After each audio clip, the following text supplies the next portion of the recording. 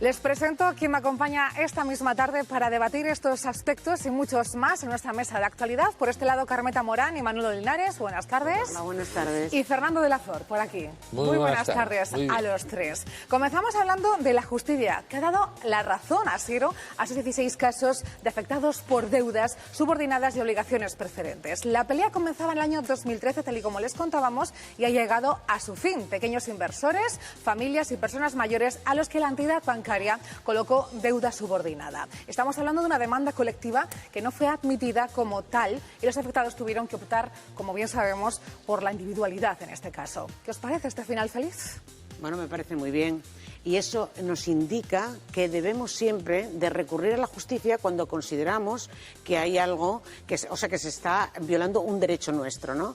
Esto me recuerda que hace también aproximadamente unos años una conocida mía, no era muy amiga y tal, me había comentado, que a mí me llamó la atención, que efectivamente ella le había ganado un juicio al Banco de Santander por una preferente de estas, y porque una de las cosas que argumentaban, que he visto que es lo que se argumenta normalmente, es que ella era una persona que era profesional en lo suyo, que es de lo que ella puede entender, pero que ella de cosas de bancos no entendía, y ella confió en el banco, en el profesional, que le dijo que eso era una cosa que estaba muy bien y que debía de invertir ahí su dinero. Y eso fue precisamente ese argumento el que les hizo ganar eso. Entonces a mí esto me parece muy bien, me parece justo que hayan ganado, pero sobre todo que eso debe de animar a todas aquellas personas que han sufrido este tipo de atraco, por así decir, de que se pongan en manos de la justicia. Seguimos hablando de ello, Carmeta, porque tenemos pues las opiniones en primera persona de esta serie de casos, 16 en Pola de Siero, que finalmente tienen un final feliz.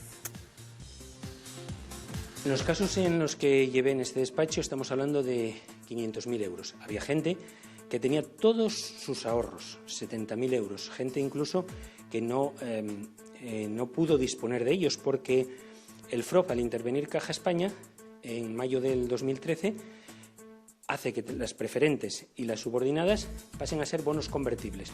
Bonos convertibles con los que los titulares no pueden hacer absolutamente nada, no pueden disponer de ellos. Estamos hablando en algún caso de gente mayor que necesitaba eso, pues para pagarse la residencia de la tercera edad, que necesitaba y no tenía otro dinero. Por tanto, no le quedaba más que acudir a la justicia, y la justicia les ha dado la razón, como parecía obvio, porque el banco no advirtió de lo principal, que era el factor riesgo. Y no lo advirtió, y los empleados fueron muy honrados, porque ni ellos mismos se creían que pudiese perderse ese dinero, es decir, que el banco fuese a pique. Y por tanto, como ellos mismos no lo creían, no lo tenían interiorizado, que el banco pudiese irse a pique, no lo explicaron a los clientes. Y eso es lo que constituyó lo que se llama el error en la contratación, y por eso los jueces han dicho que esos contratos eran nulos de pleno derecho, puesto que no se advirtió de un factor esencial en ese contrato, que es el error. A esta serie de demandas en el concejo de Siero se le acumula una más, una pareja de octogenarios que no sabían ni leer ni escribir. Os pregunto, ¿principales víctimas en este caso de los abusos de entidades financieras? Bueno, yo creo que hay que tener en cuenta la ignorancia que tenemos todos, como tú decías, frente a temas bancarios y otros temas. Y confiamos siempre en la persona aquella que te atiende y que te recomienda luego en un momento determinado. Es muy goloso que te ofrezcan el oro y el moro. O sea, siempre se dijo que no se dan duros a 2 pesetas, pero que de pronto te digan que hay un producto en donde te van a dar unos intereses altísimos, garantizados y tal, lógicamente la gente pica. Y las consecuencias, pero aquí están hablando de unas bancas que se han ido a pique, pero sin irse a pique, los compromisos que adquirimos cuando firmamos es sin enterarnos que tenemos un dinero a un plazo muy largo, que cuando lo necesitas no dispones de él. Y aquí se habló también, mucha gente ha metido, por el mero hecho de querer sacarle una mayor rentabilidad a su producto, el dinero que tenía de los ahorros de su vida. Con la crisis han venido los problemas y esos señores tuvieron que hacer uso de ese dinero y no lo tenían, no podían contar con él. Entonces, de mano, yo creo que es de justicia el que realmente intervengan. De hecho, hay ahora muchos gabinetes ya anunciándose constantemente, ofreciendo sus servicios.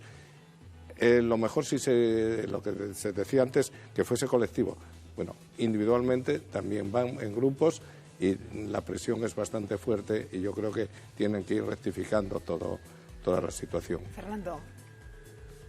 Para mí es una política difícil. ¿Qué me ibas a preguntar? Te voy a preguntar, ¿abuso de entidades financieras en este caso? ¿Abuso? No, yo no creo que haya sido ningún tipo de abuso. Yo he sido bancario durante 40 años y me gustaría que esto lo único que haga es devolver la confianza, como muy bien decían ellos dos, en el empleado que te atiende. El empleado que te atiende y que te ofreció estoy seguro que el 90% no tenía ni idea de lo que iba a ocurrir. A él le obligaban a vender este producto y ellos lo vendieron. Lo que sí me alegra también es que a toda esta gente, sobre todo estos dos señores de 80 años que firmaron hay que tener mucho cuidado, porque como muy bien decía también Linares, esto es un poco el timo de la estampita, pero en la banca llevamos muchos años viéndola. Primero tuvimos los casos de Sofico. Te ofrecían el 14 y resulta que otros bancos que iban por la ley te ofrecían el 6 y el 7. ¿Con qué nosotros nos defendíamos en la propia banca para intentar convencer que lo que le estaban ofreciendo del 14 y el 16% e incluso más era malo? Hasta que no cayó Sofico, no se potenció esa banca que daba esos tipos de interés más pequeños, pero que eran seguros y de verdad. Bueno, de todas maneras, yo pienso que a mí me parece que no es un caso excepcional el de esos señores que no supieran leer y escribir, porque en ese sentido yo me considero tan ignorante como esos dos señores respecto a cualquier producto que me hubiera ofrecido un banco.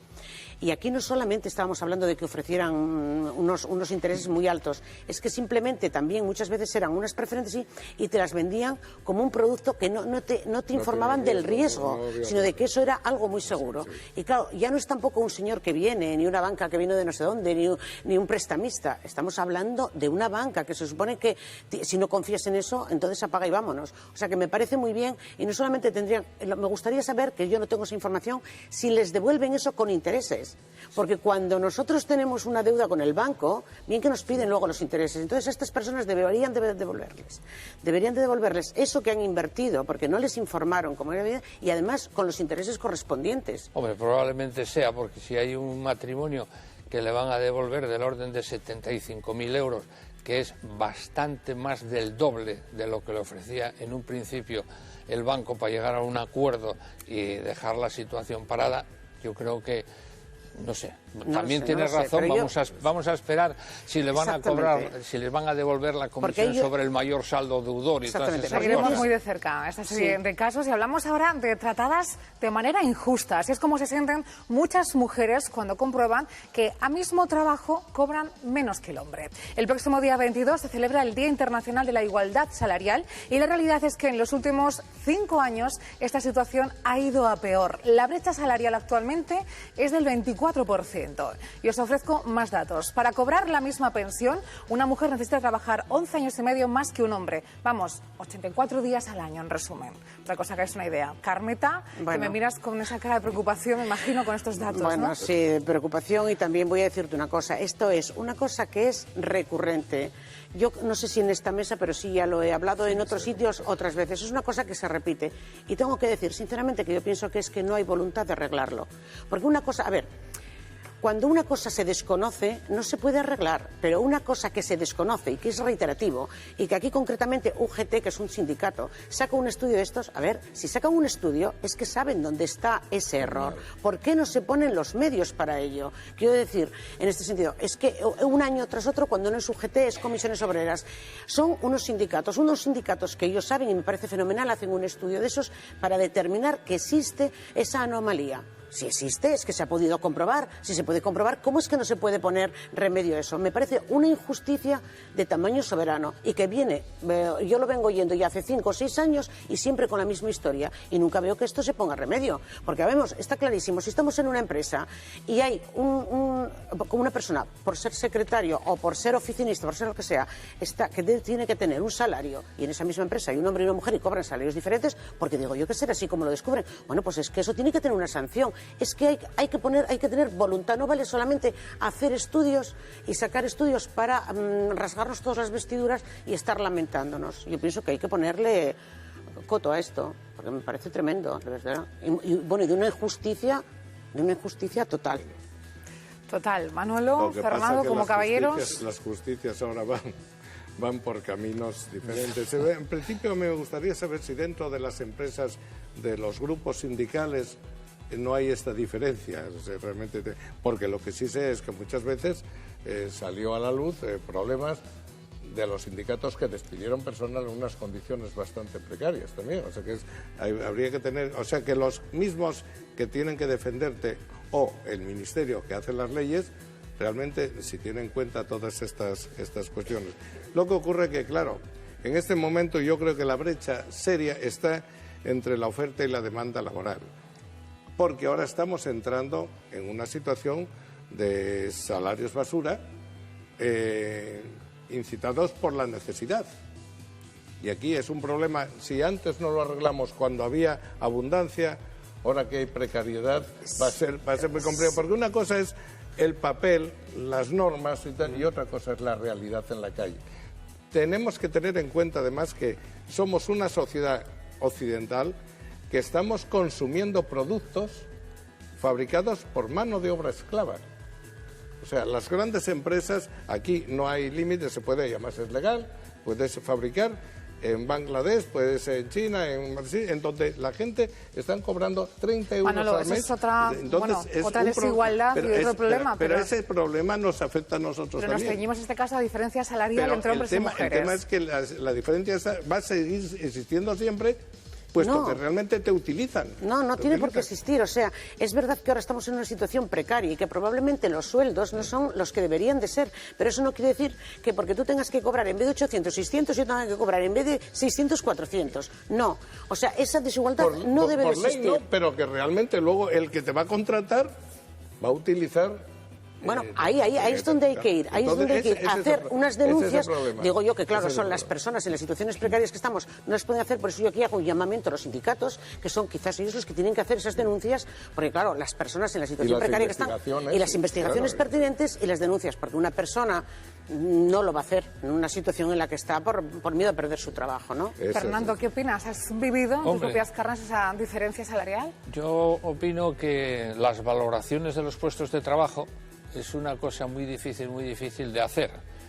Entonces, distinguir si la mujer o el hombre, o los dos trabajadores, uno sea hombre o sea mujer, uno desarrolla más trabajo que otro o más responsabilidad que otro, es muy complicado. Yo creo que este es un tema, como muy bien decían, antiguo. Actualmente hay muchas mujeres que están ocupando puestos de gran representación y de un gran nivel, que me imagino que los salarios serán en consonancia. No me veo yo a la hija de Botín, Ana Patricia, cobrando 1.000 euros. No, hombre, no, pero no me compares. No estamos hablando de eso, estamos hablando a igual puesto de trabajo, diferente salario. Pero ¿en la misma empresa o en distinta empresa? Bueno, según dice UGT, supongo que en las mismas empresas incluso. En las mismas empresas. ¿Y esa valoración de que dos personas en la misma empresa, uno tiene más o menos, cobra más o menos, quién es el que hace esa valoración? Porque eso es un tema muy difícil, ¿eh? Bueno, no sé, es un estudio que han hecho. Yo tengo que confiar en que está bien hecho el estudio, claro. Tenemos esa serie de contratos que te contratan, una categoría, esa misma categoría tiene diferencia salarial dependiendo del sexo. Pues, si es la misma categoría laboral, automáticamente tienen que tener el mismo salario. Si no, algo falla. Sí. Eso está muy claro. Es que ahí está el fallo, de eso estamos hablando, de ese fallo. Y si no hay un seguimiento, hay un control sobre ello. Exactamente. O sea, la categoría laboral y la que manda. Si los dos trabajadores, él y ella, tienen la misma categoría profesional, lógicamente tienen que tener la misma remuneración. Si no, es que algo hay mal, algo está fallando. Exactamente, ahí es donde yo voy, que si se ha hecho este estudio es porque ellos han comprobado que eso está así, y eso es lo que no se puede consentir. Si eso se ha comprobado, que a igual puesto, a igual categoría, diferente salario, si es que no van a hacer un informe que sea mentira. Pues si han hecho ese informe, es a donde hay que poner ahí. Los responsables del informe habrá que decirles que se dejen de hacer informes, que no hagan tanta información y que hagan actuación y que actúen y defiendan. ¿Alguna vez habéis vivido vosotros como hombres, como caballeros, como decía antes, una situación similar, que una compañía de trabajo cobrase menos que vosotros por ser mujer? No, yo siempre gané igual que una mujer o igual que otro hombre, porque la categoría profesional del banco era la que había. Si eras jefe de cuarta, cobrabas como un jefe de cuarta. La única diferencia que había que si yo o el otro tenía más trienios uno que otro, tenía unos emolumentos un poco mayores, pero la categoría laboral era la que era y está estipulada en el convenio colectivo de la banca privada, y así tiene que cobrar el hombre y la mujer. Yo, por suerte para mí, tengo muchos inconvenientes en casi todo, pero en este caso, al ser autónomo, no tengo ese problema. Con la Tú el compañera cuadro autónoma... pintas por lo que Las calculas, compañeras ¿no? autónomas están como yo, cada uno tiene que defender sus garbantos como puede. Hablamos No de más tenemos profesiones, salario. además de la de autónomos que nos menciona nuestro contertulio Linares, y en concreto nos centramos en las doulas, que están en el punto de mira. Se trata de una figura de acompañamiento durante el embarazo, el parto y también el posparto, que ofrece apoyo físico y también emocional. El sindicato de enfermería denuncia a estas mujeres por ejercer sin formación, por intrusismo y porque, en su opinión, actúan como falsas matronas. No sé si conocéis muy de cerca esta figura de las doulas. Yo no la conocía de cerca, pero sí que me ha llamado la atención estos días, bueno, que han informado todos los informativos, con perdón. Y bueno, me ha llamado muchísimo la atención.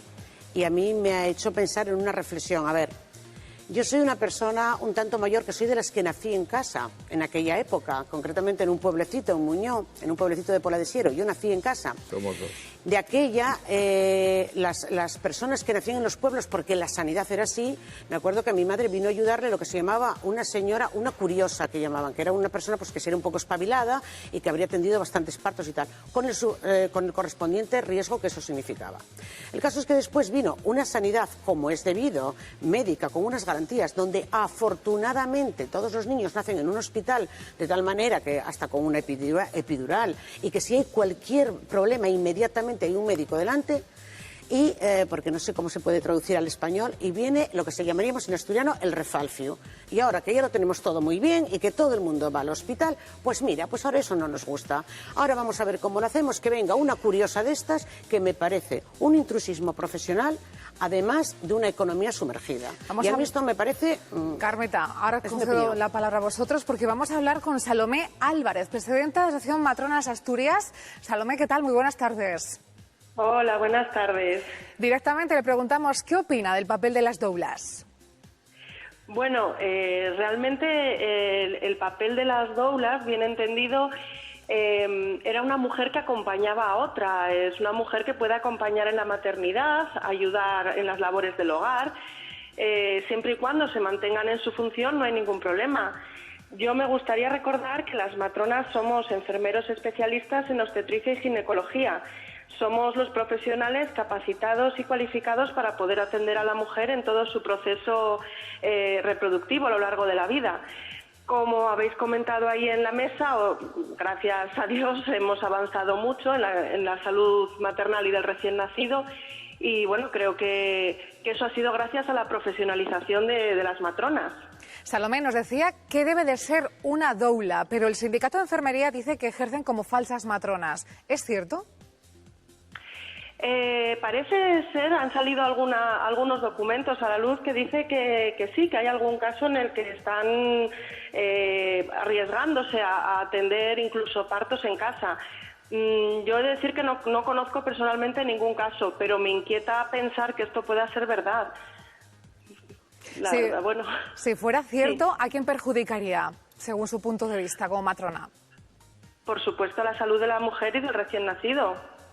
Date cuenta que, bueno, en todo proceso es importante tener un profesional a tu lado, pero en la maternidad también. Y el contar con un profesional adecuado te supone una garantía de calidad. Es estar acompañado por alguien que sabe lo que está haciendo, que está formado para estar ahí. En el caso de las matronas, han tenido que cursar 4 años de enfermería y 2 de especialidad para llegar ahí. No es lo mismo ponerte en manos de una persona que ellas mismas en alguna de sus páginas web se definen como mujeres informadas y no formadas, que han sido madres y que quieren compartir su experiencia. Yo creo que, bueno, las mujeres deben estar informadas de lo que hay y elegir. El responsable es la madre. Salomé, gracias por su participación en esta mesa de debate. Salomé Álvarez, presidenta de la Asociación de Matronas de Asturias. Vale, muchas gracias. Gracias. Hemos conocido el punto de vista de las matronas. Fernando, perdona, ¿qué nos decías antes? Que me da la sensación, por lo que dice ella y por lo que vemos aquí, el comentario que hay, tenemos una mujer nada más, bueno, tenemos aquí alguna más entre las amigas de Turón, que a lo mejor algo nos podrían comentar, ¿no? Pero creo que veo que la irresponsable es la madre. Bueno, no solamente. Ciertamente eso es, pero es que tú sabes que muchas veces las personas, con la mejor de las intenciones, nos dejamos llevar por una serie de información que hay. Entonces, si te vienen esta gente diciendo que esto es maravilloso, porque esto es muy bien, para acompañarte, no sé qué más, yo pienso que sí, ciertamente las madres deberían de tener mucho cuidado con estas cosas de intrusismo, pero también la administración, porque, a ver, insisto, si yo ahora resulta que quiero acompañar a una embarazada, pues mira, esa embarazada que se acompañe de su pareja, sea hombre o mujer, de su madre, de su hermana, de su amiga o yo misma, pero es que cobran por ello, cobran por acompañar. Esas personas no están formadas, no tienen un título, por lo tanto, eso como una vez más es economía sumergida, lo que quiere decir que eso va en detrimento de todos estos profesionales que cotizan a Hacienda y que pagan, punto uno. Y punto dos, no son personas formadas y a lo mejor después se exceden en sus tareas de las que corresponden. Bien, estando totalmente de acuerdo contigo, vuelvo a insistir de que la irresponsable es la madre, porque si resulta que todo ese servicio hoy, gracias a Dios, lo puede hacer gratis en una residencia sanitaria, que lo haga en su propio domicilio y encima costándole dinero y con riesgos asumidos muy grandes, no me parece normal. Fernando, hace unos años empezó quizá como una moda volver a decir que realmente era importante que los niños naciesen otra vez en casa. Entonces hacen uso, y volvemos a lo mismo, esto es un poco como lo de las preferentes, o sea, te venden una imagen de una persona que entonces tú vas buscando la confianza. Por cierto, decía Carmela, antes era muy común en todos los pueblos la partera. Sí. Igual que van a arreglar los huesos a un curioso en un pueblo. Vamos en todos los pueblos. Ahora a hacer un ligero paréntesis, porque antes hablamos con Salomé Álvarez, presidenta de la Asociación de Matronas de Asturias. Hablamos ahora con Laura Sánchez. Es doula desde hace 5 años y está ahí al otro lado del teléfono. Laura, ¿qué tal? Muy buenas tardes. Hola, buenas tardes. ¿En qué consiste exactamente el trabajo de una doula? Pues mira, yo no lo llamaría para empezar un trabajo, ¿eh? De todas maneras, somos única y exclusivamente un acompañante emocional de la mujer. No solamente en el momento del parto, sino también en el embarazo, en el posparto y en el duelo cuando hay la pérdida de un bebé, ¿eh? No es una profesión la nuestra, ni es una profesión reglada. Es algo que hacemos porque nos gusta. Y te vuelvo a repetir, no es un trabajo y solamente desde el punto de vista emocional. Nada más. Laura, el colectivo de enfermeras y matronas hablan de intrusismo. ¿Son trabajos Sí. ¿Es complementario con las enfermeras y las matronas el papel de una doula? Por supuesto, de hecho lo hacemos millones de veces. Las doulas no atendemos partos, no tenemos conocimientos médicos, por lo tanto en ningún momento podemos elaborar el trabajo que hace una matrona. Yo no estoy en la vagina de una mujer, yo estoy a su cabeza y lo que hago es masajearla, le mojo los labios en el momento del parto y le digo lo bien que lo está haciendo, simplemente.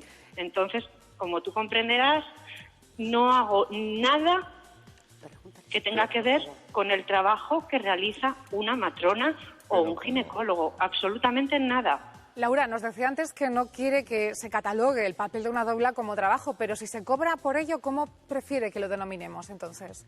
Se cobra por ello, vamos a dejarlo entre comillas. Yo, por ejemplo, llevo en esto 5 años, he empezado a cobrar en el último año y mis honorarios son los siguientes. Yo miro en Google Maps lo que me cuesta desplazarme a ver a la mujer que voy a acompañar, lo que voy a gastar en combustible y es lo que le voy a cobrar.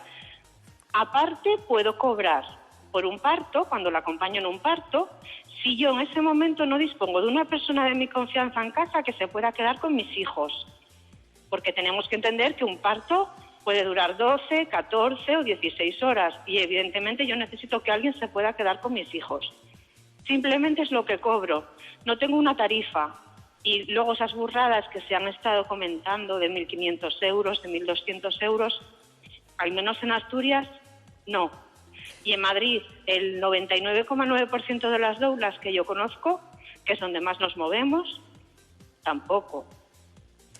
Laura, antes de despedirla, ¿cómo se introdujo usted en este mundo? ¿Cómo decidió ser doula?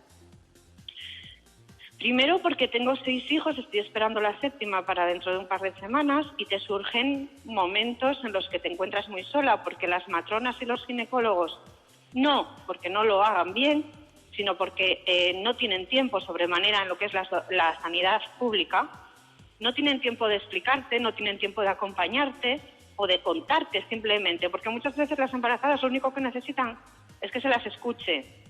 Simplemente que se las escuche. Y no pasa. Vas a una consulta, cada día que vas hay un médico o hay una matrona diferente, no tienes confianza y tienen 10 minutos para atenderte. Y luego, pues el ver mujeres de tu alrededor que se ven en esas mismas circunstancias. Investigué un poquito, Internet es muy amplio, gracias a Dios. Conocí el papel de las doulas en Estados Unidos, en otros países, en los que, por ejemplo, la sanidad pública paga directamente a doulas y hacen un trabajo complementario con las matronas, como antes comentábamos.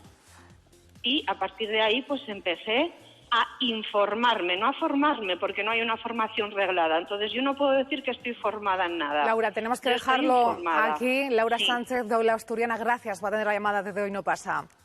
Gracias a vosotros por dejarnos por lo menos explicarnos. Por supuesto, al final los dos puntos de vista. Es un problema, volvemos a lo mismo, es un problema de organización. Esto tendría que estar regulado. Regulado. Y entonces tendría que ser como una asistenta social, o sea, porque realmente ella dice que hace un servicio de acompañamiento, de relajamiento para la persona y tal, pero bueno, entonces se mete en el mundo, o sea, de la enfermería, de la asistenta social, de la psicóloga. El problema es que no hay no está regulado. Manolo, tenemos que cambiar de tema porque se nos agota el tiempo. Pues es una lástima, porque es de actualidad, lo sé, Carmeta, daría para muchos minutos. Cambiamos de asunto para hablarles, tal y como les decíamos antes, de acoso escolar. En España, más de 500 000 de escolares sufre o ha sufrido este problema. ¿Qué es lo que falla? ¿Cómo se pueden evitar este tipo de situaciones? Hablamos de experiencias que marcan de por vida y que incluso en muchos casos, tal y como conocíamos muy de cerca, son drásticos y llevan a quitarse la vida. En unos minutos conocemos el testimonio de Sergio, un joven que sufrió durante años acoso escolar y hoy en día todavía sigue afectado.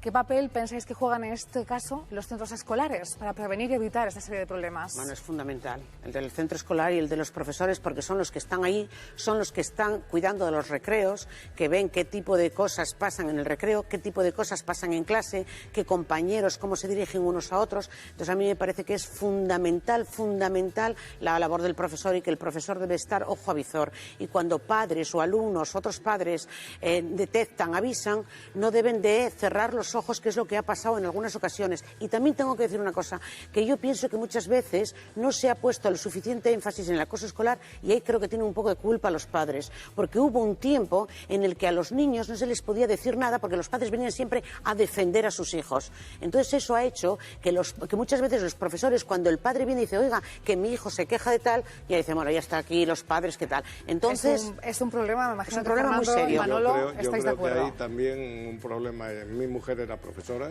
y realmente yo viví desde hace muchos años la pérdida de autoridad del profesor. El profesor tiene miedo, no quiere el alumno, y siempre está el gallito, que eso fue siempre en todos los colegios, lo hemos vivido. Y este es el que realmente se mete no solamente con el profesor, sino con el niño, que puede ser un poco débil. Se nos ha agotado el tiempo. Y luego también la falta de autoridad en la familia. Vamos a hablar de este aspecto con un caso muy de cerca, con un testimonio de un alumno que ha sufrido acoso escolar y las escuelas todavía que tiene hoy en día. Carmeta, Manolo, Fernando, gracias como siempre. Y ahora es tiempo de información.